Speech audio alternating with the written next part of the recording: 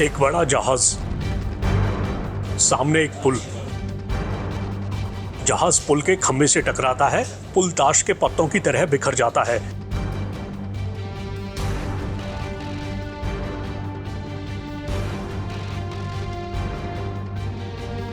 ये कोई फिल्मी सीन नहीं है, बल्कि अमेरिका के मैरीलैंड राज्य के बाल्टीमोर में ऐसा हुआ है। इस घटना के बाद भयानक तस्वीरें सामने आई हैं।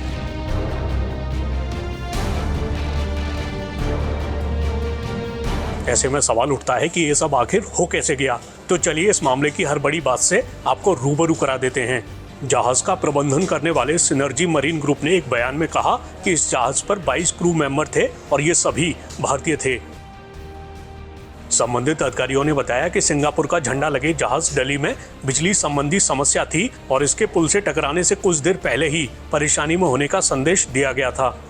हालांकि जब तक विशाल कंटेनर जहाज के चालक दल को एहसास हुआ कि क्या हो रहा है, तब तक बहुत देर हो चुकी थी। अब तक जो बताया गया है उसके मुताबिक बाल्टीमोर बंदरगाह से श्रीलंका तक की यात्रा की शुरुआत में ही जहाज ने बंदरगाह छोड़ने के बाद पूरी तरह से पावर खो दी और ये शहर के फ्रांसिस स्कॉट की ब्रिज की ओर तेजी से बढ़ रहा था।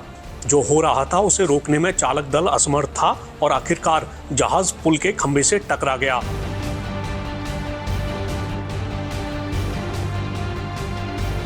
संबंधित कंपनी के बयान में कहा गया है कि चालक दल के सभी सदस्य सुरक्षित हैं। जहाज जब पुल से टकराया उस वक्त उस पर निर्माण दल के मजदूर गड्ढे भरने का काम कर रहे थे। बचाव कर्मियों ने नदी में से 2 लोगों को निकाल लिया है, जबकि 6 लोग अब भी लापता हैं। पूरे दिन खोज और बचाव अभियान के बाद अमेरिकी तटरक्षक के रियर एडमिरल शैनन गिलरेथ ने कहा कि बल अभियान को निलंबित कर रहा है क्योंकि बाकी लोगों के जीवित पाए जाने की संभावना नहीं है। जो पुल टूटा है वो साल 1977 में खोला गया था और ये पटाप्सको नदी पर बना है, जो एक महत्वपूर्ण जलमार्ग है।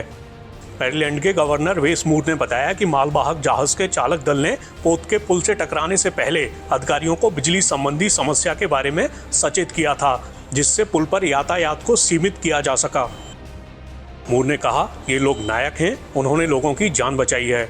उधर अमेरिकी राष्ट्रपति जो बाइडेन ने कहा, जहाज पर सवार कर्मियों ने मैरीलैंड परिवहन विभाग को सूचित कर दिया कि उन्होंने अपने जहाज से नियंत्रण खो दिया है। इसी का नतीजा था कि स्थानीय अधिकारी पुल के ढहने से पहले उसे यातायात के लिए बंद कर पाए, जिससे निसंदेह लोगों की जान बच पाई। बाइडेन ने यह भी कहा कि इस वक्त उनके पास ये मानने के लिए कोई संकेत नहीं है कि यह जानबूझकर किया गया कोई काम है।